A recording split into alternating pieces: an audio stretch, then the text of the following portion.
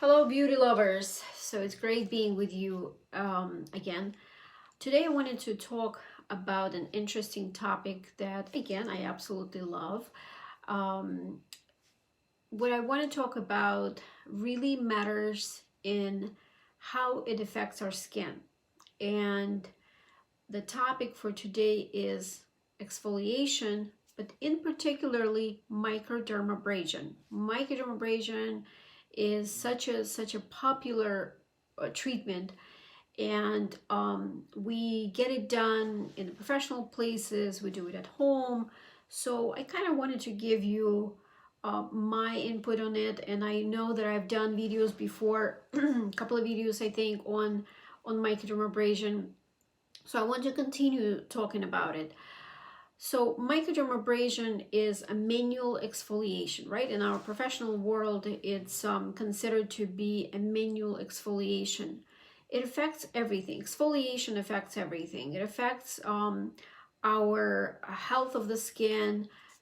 It applies to anti-aging. It applies to prevention from aging. It applies to an ability to absorb products. So exfoliation is such an important part of our skincare and the health of our skin that we can't ignore it for sure. So for those of you guys that don't know what exfoliation is, we usually use another term, scrubbing or scrubs, removing the dead skin, the dead cells. So all of those terms apply to exfoliation or removing the dead cells that usually, or a lot of times, especially nowadays that we're not a healthy society, we do have problems with our skin. And what happens is that we accumulate dead cells on our skin, especially in the T-zone. It's a very common area where we collect dead cells. And a lot of times we need to help our skin and exfoliate. So microdermabrasion is one of the ways to exfoliate your skin, whether you do it in professional places, which I highly recommend, or you do it at home. I would like to educate you on how to do it properly, number one, and number two, how to pick the right device, gadget, machine that does microdermabrasion. So I specifically didn't want to show any devices today because there are many of them, okay? But I want to teach you, when you do pick your microdermabrasion machine, device, gadget, what to look out for and how to pick the right one. In general, there are two types of microdermabrasion. One is what I'm going to show you today, is the diamond tip microdermabrasion, and the other one is the crystal microdermabrasion. So the crystal microdermabrasion is done hopefully only in professional places. Okay, so don't do it at home, and can be quite an aggressive procedure for the skin, and it definitely has to be administered by a professional, licensed professional. So crystal microdermabrasion, it's a machine that uses a little powder. It's also an aluminum oxide powder. It's a diamond powder, and also another type of powder that is used is what's called an organic microdermabrasion, and that is done with the nut powder, usually walnut powder. So those are the two types of crystal microdermabrasion that is used out there. Now with the diamond tip microdermabrasion, you have a handpiece and you have your little tips or heads. Everybody gives them different names, and they vary in size of the opening or the size of the actual head, and they also vary in coarseness. So I always compare diamond tip microdermabrasion with sandpaper. Okay, that's what it feels like. It feels like you're running a sandpaper through your skin with the suction in it. And and it can be more aggressive or less aggressive. So what does it depend on? So when you purchase your device, you definitely have to have in your device a handpiece, or the device itself. It's usually the suction devices, something like this, right? That would have a little head to it, that will have the diamond powder over it. Okay, that is your microdermabrasion tip. So with microdermabrasion tips, you are looking at a couple of things. Number one is the opening of the tip. Okay, so they vary in sizes, like I said, and just think about it. The opening is for the suction, right? The suction part of microdermabrasion I absolutely love, because what it does, first of all, it kind of helps to catch the skin and hold it. And when it does that, it brings blood circulation to the skin as well. So it kind of speeds up the process and makes it a bit more intense. Okay, because what's the purpose with microdermabrasion? We're trying to slough off the dead skin, and by doing that, we are creating a micro trauma to the skin. Okay, nothing bad, creating a micro trauma, and then it wakes up the skin. Okay, so the skin starts to, other than now being clean and naked, you know, it's going to absorb products, it's going to do all the good things, but other than that, internally, because we cause the microtrauma, we're stimulating all the immune responses, so the skin will produce new cells quicker.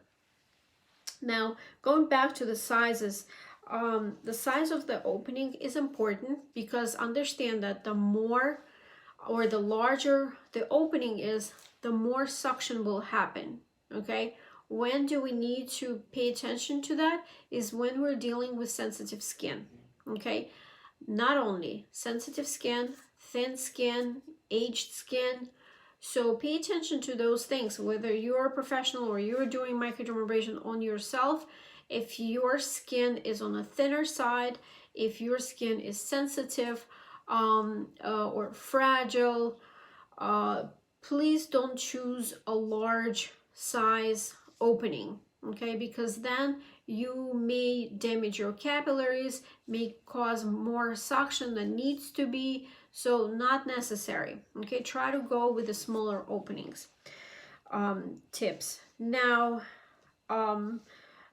usually in your kit, when you buy a microdermabrasion machine, you will have about 3 sizes. Okay, one is a larger size. It looks like this, if you guys can see.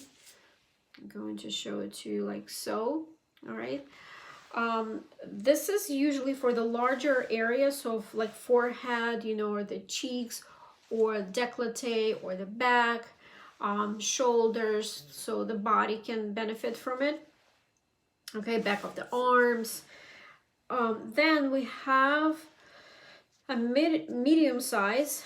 Okay, medium size has different sizes within it. Okay, with larger openings and smaller openings. Okay, and then we have, and these are usually for the face. Okay, going around the face, cheeks, T-zone, forehead, nose. And then we have the smaller size. This is the smallest size. Okay, sometimes they also come with one is a little bit larger, one is a little bit less, has a smaller opening. So these are usually for like little creases around the nose, you know, if you want to work gently around the eyes, or focus on the local areas, like let's say, you know, fine lines or wrinkles, or in the areas where you just want to be gentle. So these are for smaller areas in general. Now, let's talk about the coarseness of the actual tip.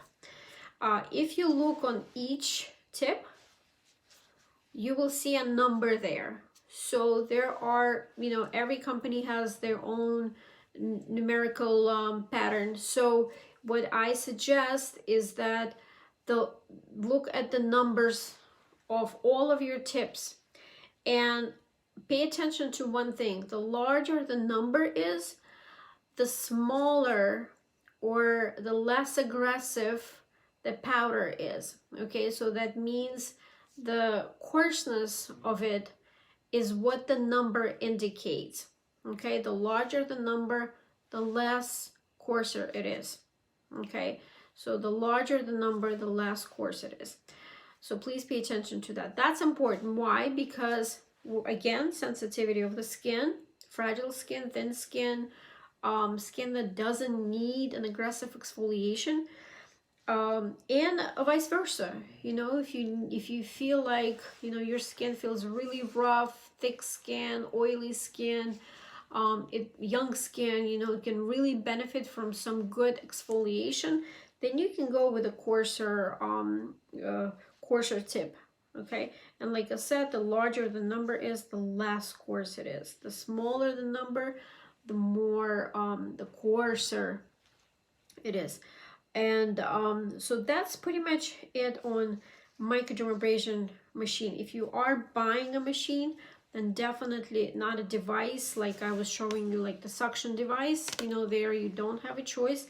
But as far as the filter goes, so on the machines, you know, make sure that there's a filter that comes with it. Okay, additionally, smaller devices like handpiece devices, or you know, in-home use devices, they have little filters, white filters, and actually I think I have them somewhere. Let me just check real quick in my stashes. Yes, I do. So there you go. Okay, so this is what I'm talking about. Okay, this is the little filter that goes over, let's just pick one, okay, that goes over the openings of the handpiece, okay, and you're just putting your tip over it.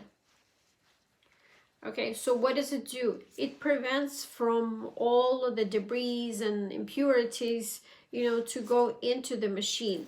And additionally, this filter, it protects from the moisture to go into the actual device, because that will clog your device, okay, especially if you're buying a professional machine. So this filter is important as well.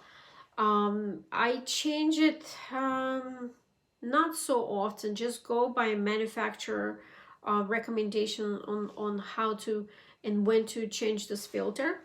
And this filter definitely has to stay in with every time you're using it, or you know, for professionals, for you change it with every client.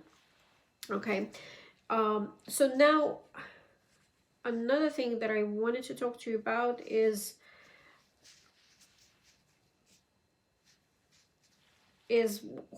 how to prepare your skin for microdermabrasion.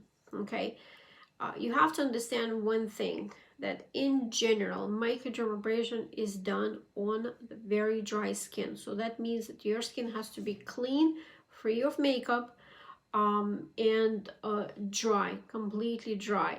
Some people go to the extent of wiping the skin with alcohol pads. I would let the professionals choose that option or not, but the skin does have to be free of any oils, just because it's more effective. Okay, it's more effective when the skin is dry. It's easier to lift off the dead cells when the skin is dry. And another thing is, if the skin is moist or wet, then you are running into a chance of clogging your machine. So filters, if you're doing it on the wet skin, filters are definitely important. It's an exception, and I have to tell you that in 99% of manufacturer recommendations and books about microdermabrasion, you will see that microdermabrasion is done on the dry skin. But my practice shows that sometimes when I'm dealing with a really fragile skin, and let's say you have no other choices of exfoliation but microdermabrasion, then I recommend to do it on a slightly wet skin. Okay, whether it's wet with moistened with toner, rose water, or a very light cleanser, foaming cleanser, but something slippery to where you can use it on the wet skin. So the only time I would do it if you're dealing with sensitive skin, or maybe a teenager where you really don't need that rough, dry microdermabrasion. Okay, again, if you don't have any alternatives to perform an exfoliation with, then you can do it on the wet skin. Okay, so that pretty much is it for a little bit of an overview of microdermabrasion, and I will be back with you on how to perform microdermabrasion. I'll see you soon.